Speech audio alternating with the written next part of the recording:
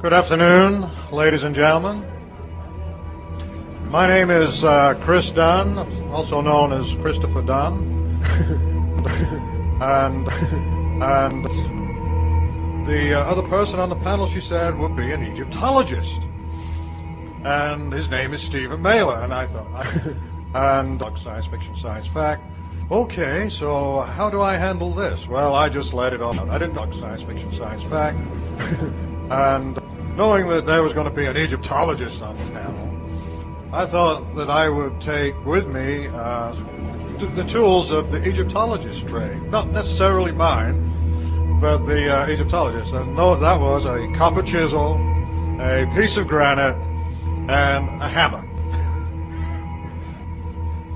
Because I thought that I was going to have to convince this Egyptologist that you just don't use a copper chisel to cut granite.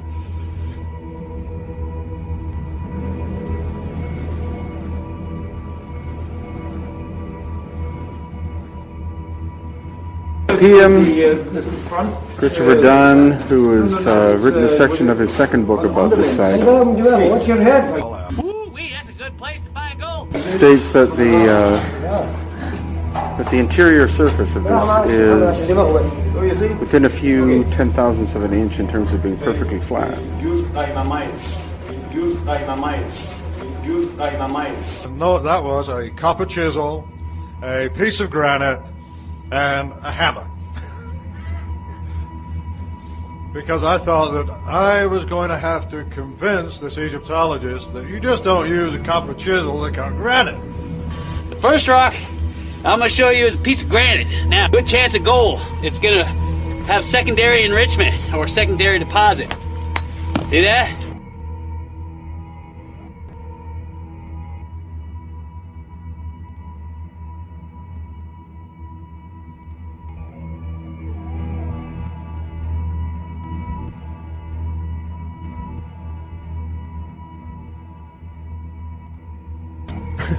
And science fiction, science fact, and then, and I just point to a rock and say, hey, there's a rock.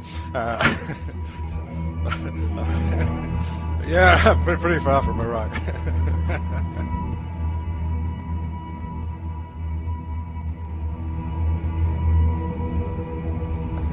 You want to take over now, David? The Honeyboo was a classic flying saucer design. So anyway, and I've only just got warmed up. But I feel that the shepherd's crook is Stephen Mailer.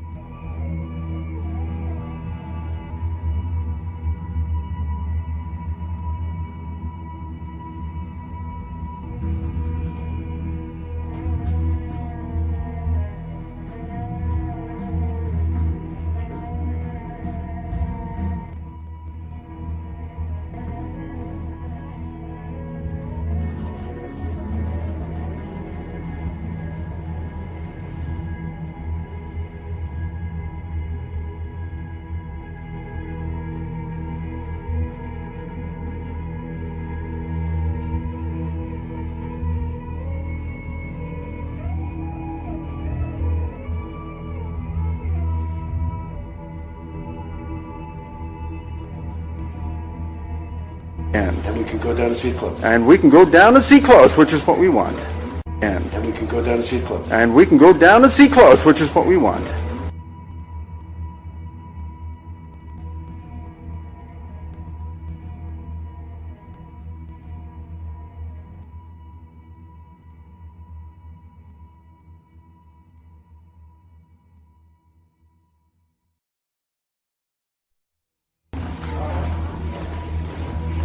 Whoa. Oh, here we go. Whoa. Oh, here we go.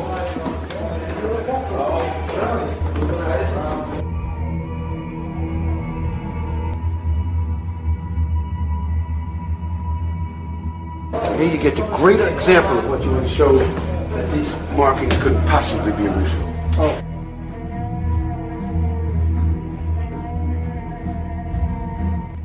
And here you get the great example of what you want to show, that these markings couldn't possibly be original. Oh. Couldn't possibly be original.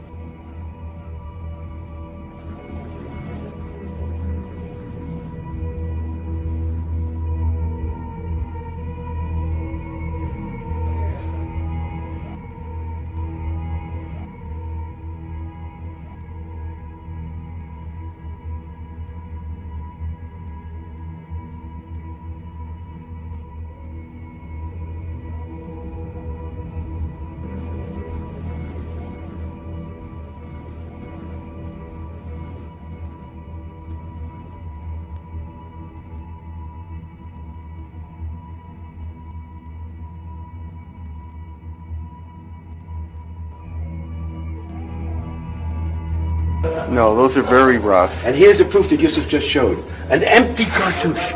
Meaning this was not prepared for anybody. They left it open. Somebody could pay them enough money to have their title put in there.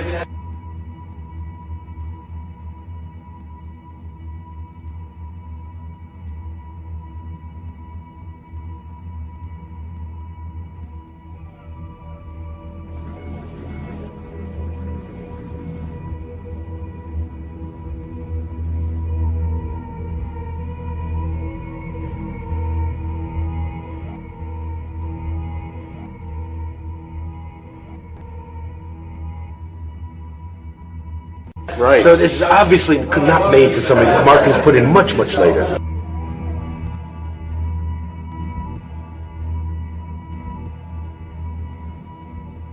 Right. And this is one where Chris goes inside and measures the tolerances to 2/10,000ths of an inch.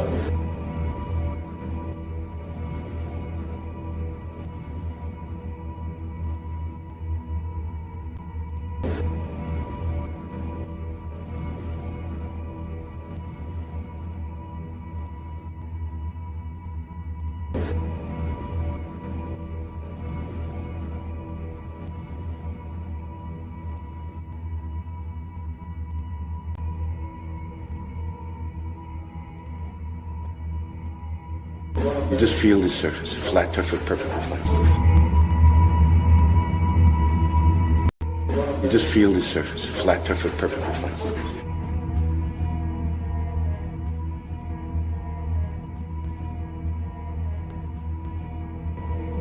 In basalt. Yeah. And look at this perfect right angle, cut perfect all the way down, all four sides.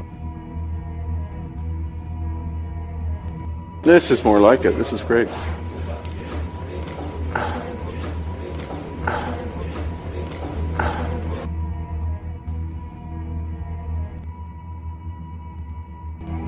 This is the ultimate smoking gun. This cannot be explained by their conventional methods.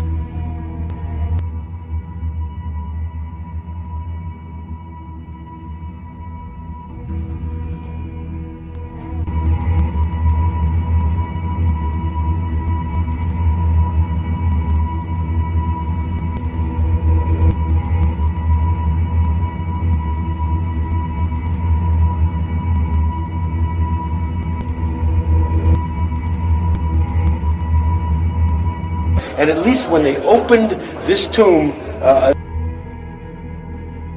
this area, in December 2012, the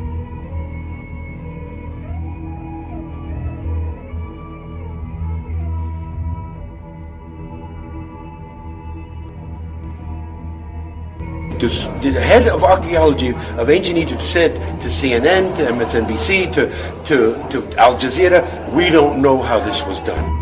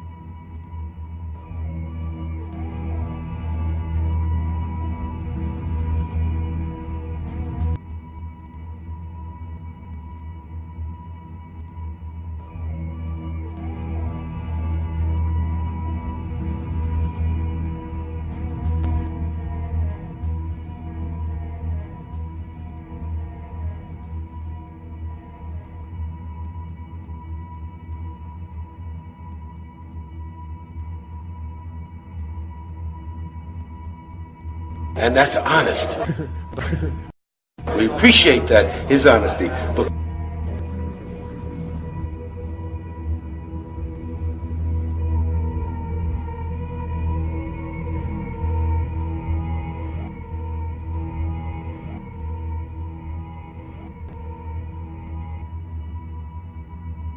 because Egyptology cannot explain this to any degree.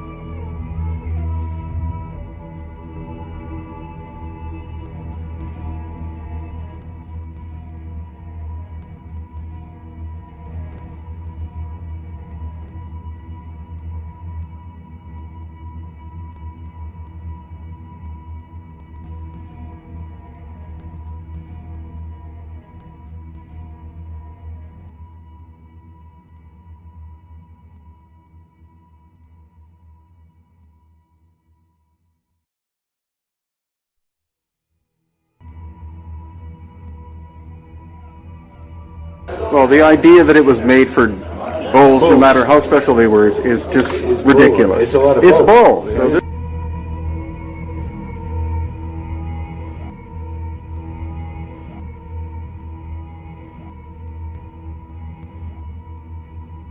This box in particular is amazing because I got to look inside.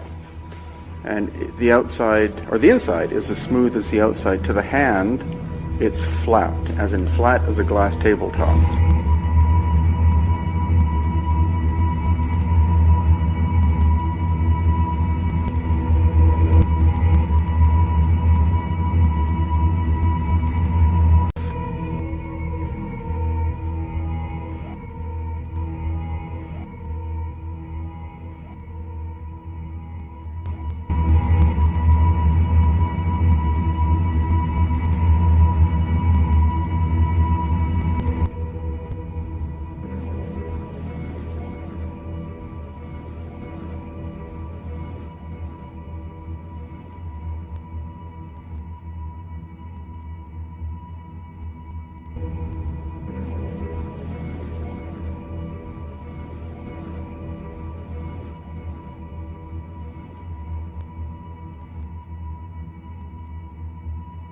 And how could that have possibly been achieved?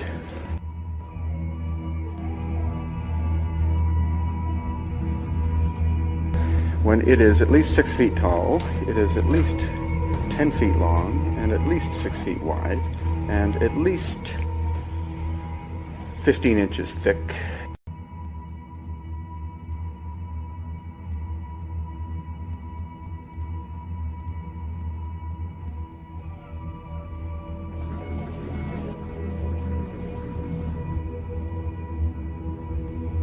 when it is at least 6 feet tall, it is at least 10 feet long, and at least 6 feet wide, and at least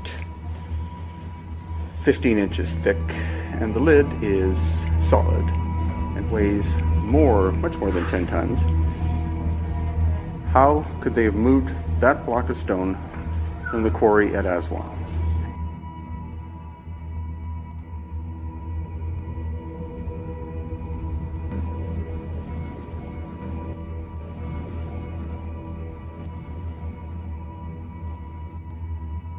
How could they have shaped it?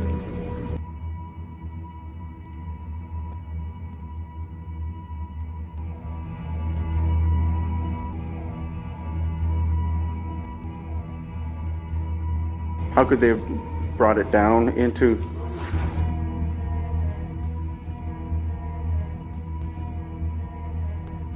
How could they have brought it down into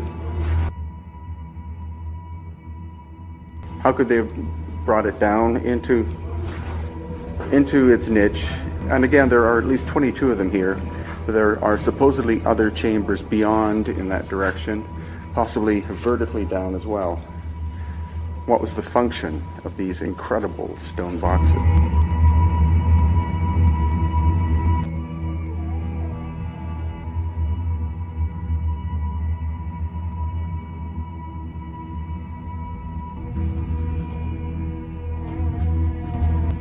And so it's still fresh. I still have some sand in my nose right now.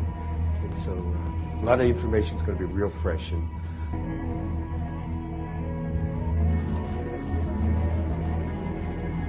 what I'm going to be doing is actually shifting gears here. This will probably be the last presentation I do that will be named The Land of Osiris, because we do have a second book, which is called From Light into Darkness, The Evolution of Religion in Ancient Egypt.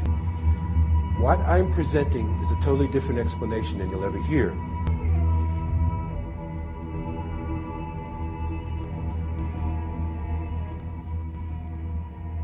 As Chris described, saying that, and we have a wonderful relationship, Chris and I. We're great friends and colleagues. We're both directors of research of the Great Pyramid of Giza Research Association, which is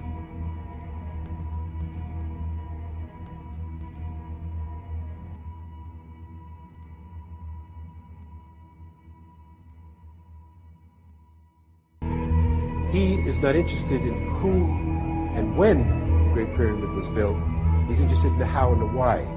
Well, it's good that I go before him, because I will present the who and possibly the when.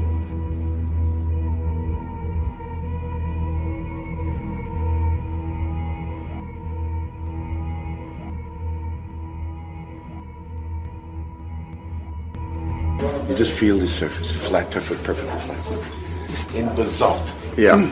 Now, the first rock I'm going to show you is a piece of granite. Now, anytime you got creeks running through granite, good chance of gold. It's going to have secondary enrichment or secondary deposit.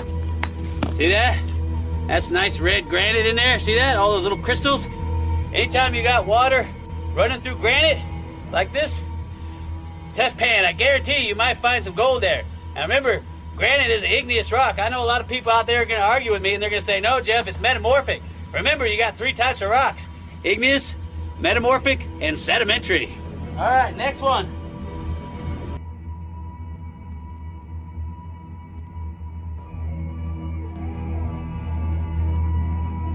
It's going to be basalt.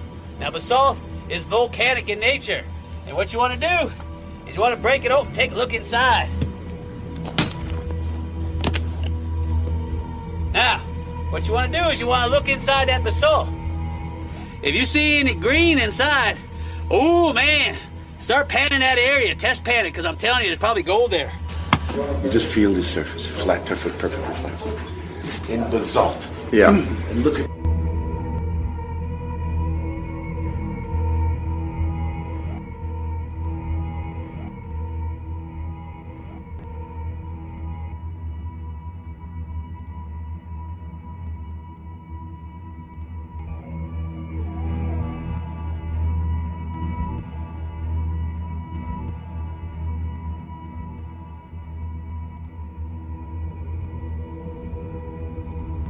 That's nothing but granite in there.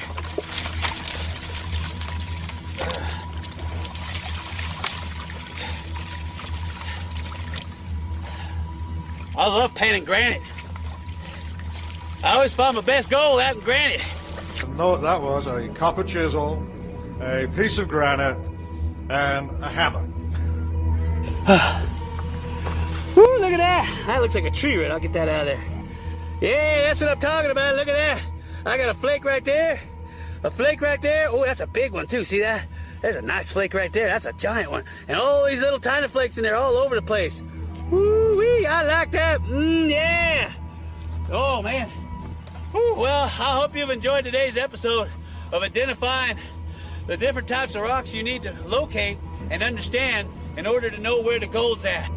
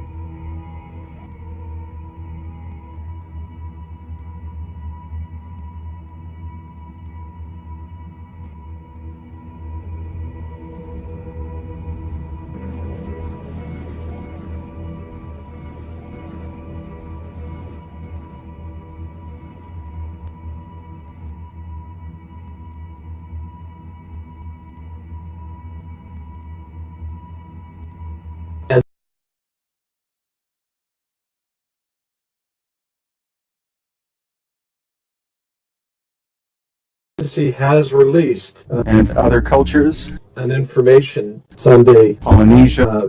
Saturday, March. My other interests include In the first bulletin dated today, Bolivia also to bring in new security around the and bulletin is contained in an attached. and also Egypt. I will read out all of this email, which will be And so my topic today, which posted at itccs.org. is about Silustani. March 31st in Brussels. Is a series of ancient towers, The case was to commence documented thoroughly, strange cutout surfaces but the actual murder and in the bedrock. torture of children, which we This is what Jesus Gamara received notification of Cusco and his father Alfredo before him. or in this case, And so my topic today security measures of Cusco, were brought in but what those don't in the Vatican, take into account including delaying the opening of the in regards to the Inca from a very highly placed source. of Cusco. And as a result, They could have achieved all of this court members, including myself, new security with enough manpower. to a Commonwealth Court of Justice in Brussels.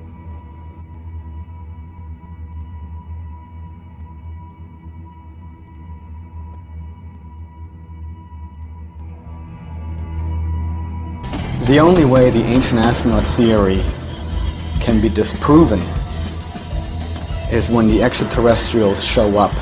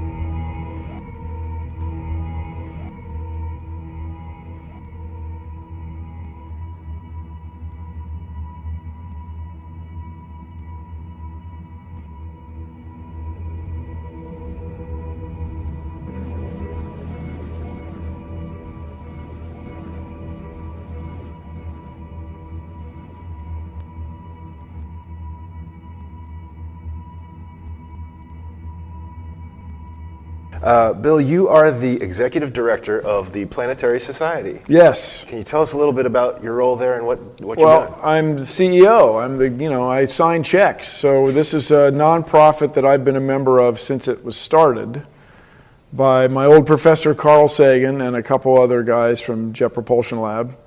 And we promote space exploration. We like to say we do three things. We educate. We have an educational effort. We are doing deals, and then we have, we create, we make little spacecraft, try to put microphones on Mars and stuff. And these things are paid for by our 35 or 1,000 plus members around the world who just think it's cool.